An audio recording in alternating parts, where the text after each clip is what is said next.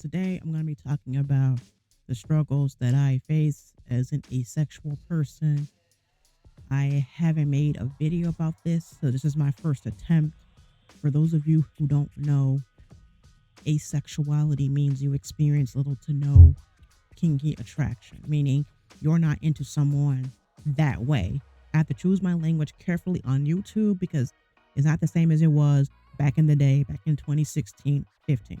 So if you see creators dancing around the bush, they have to because the demonetization or age restriction, etc., will throttle their videos' reach.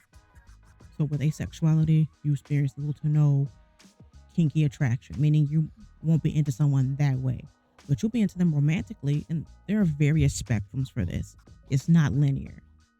The kinky attraction develops over time when you get to bond with them. That's called demisexual. Your preference may fluctuate. I don't know what that's called. You may be in the mood twice a year. You might not be in the mood next year. You might be in the mood 5 months from now. Everybody's different.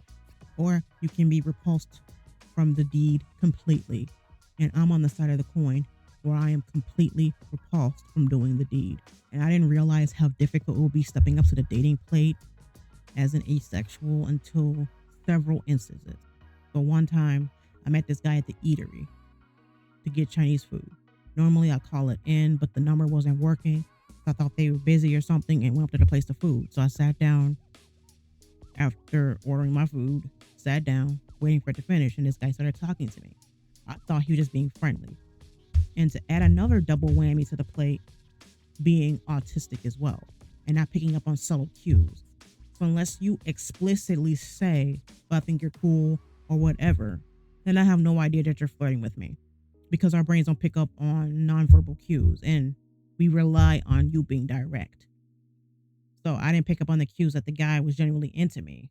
And I just brushed him off as being friendly because you see somebody sitting down, see a lady sitting down, you sit there, you talk to her. That's likely how you were raised. And I thought that's just how he was raised. His parents raised him. When you see a lady sitting there, you sit down, you talk to yourself, you talk to her, blah, blah, blah. Because we're all raised, everybody's raised differently. Then he wanted my number.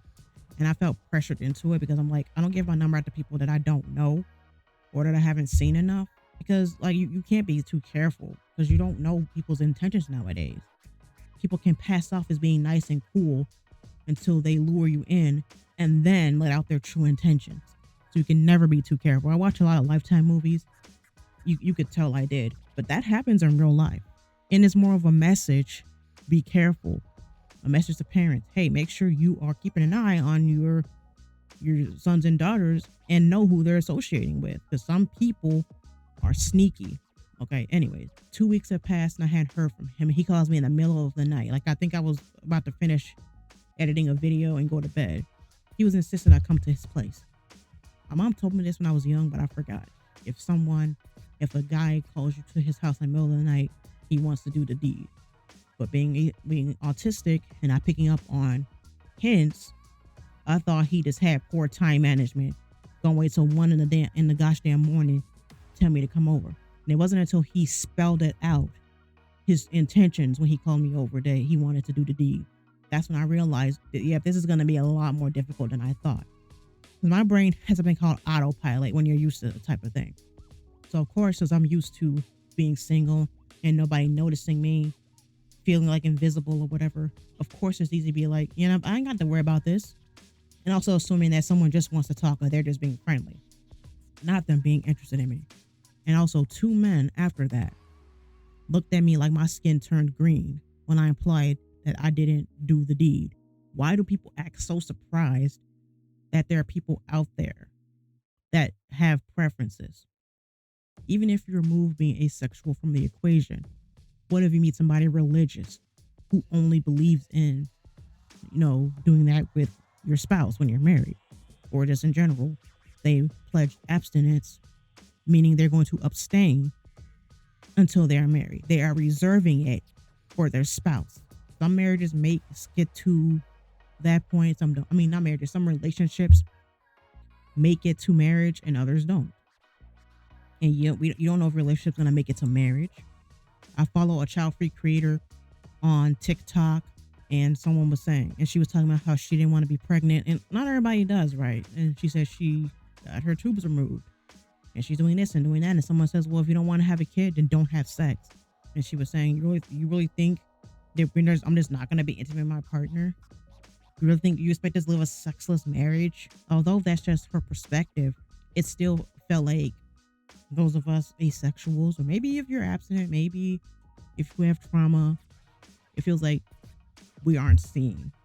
That because society makes something the norm, that's right, that's the right answer, and everybody else is ostracized. And also, when I'm on Twitter and I see threads that try to validate kinky-less relationships, everybody and their mother in the mentions and the reposts are like, so a friendship.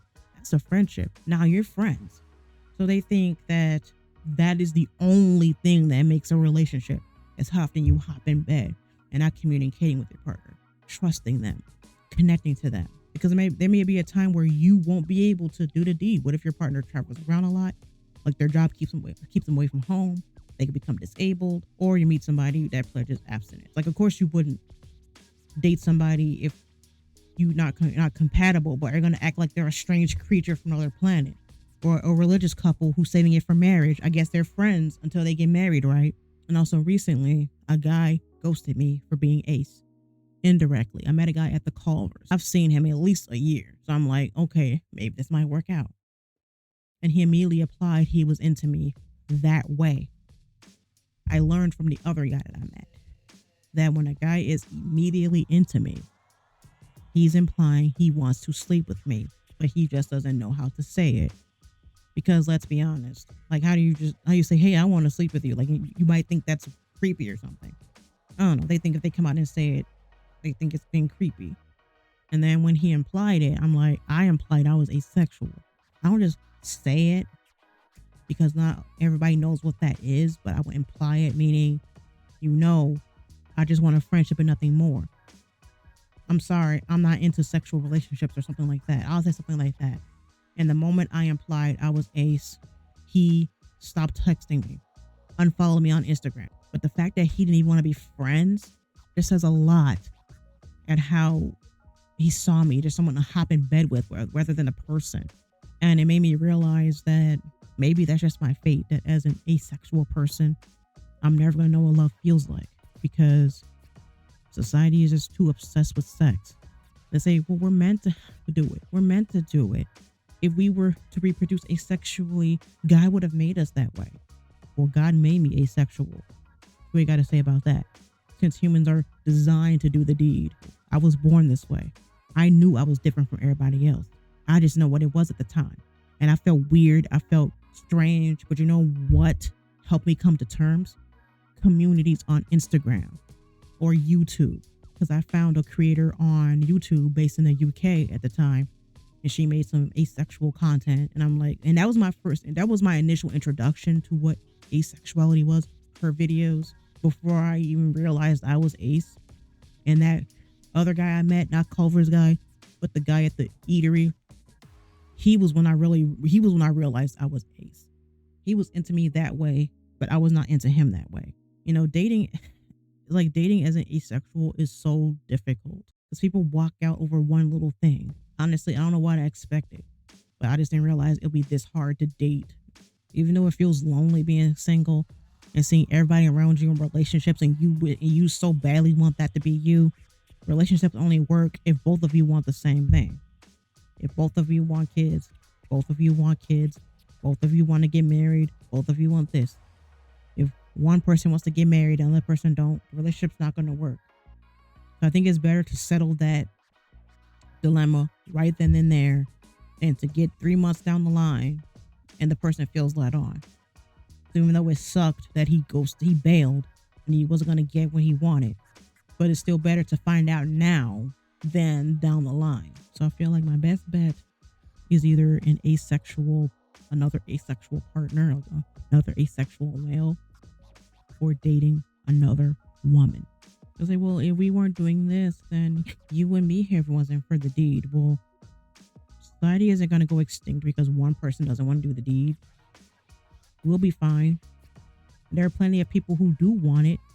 So why not talk to them instead of, acting like I'm strange? Like our parents always teach us we don't have to do something we don't want to. But why do you draw the line at not wanting to do the deed? Like as I said, like I told you about those threads on Twitter. I thought I was finally feeling validated when I see the thing that says relationships without sex are okay. One time I saw one on Twitter. Relationships without sex are okay. And I thought that they were in solidarity with asexual people, only to say, psych, it was an April Fool's joke. Maybe one day society will change, maybe not. Yeah, it is difficult feeling different than everyone, struggling to find where you belong, thinking you found somebody who doesn't care for it, only be like, yep, psych. Now I know that when a guy instantly falls for me, he's implying that he wants what I think he wants. It's better to shut it down now than to leave them on, because leaving them on will be way worse. Anything to help me get my debut out there as a VTuber, anything to get more content with my VTubing avatar out there, since I'm not really into showing my face. Like I used to do face cam videos, but I can't stand to have the ring light in my face anymore. So that's why I haven't been face camming in my Twitch videos. Like I used to after lockdown, but eventually it was just too painful having the light in my face for so long. Bye. Learning how to use my VTubing avatar. Yeah, every time I put my hand up, she looks down. I'll get the hang of this. Anyways, bye.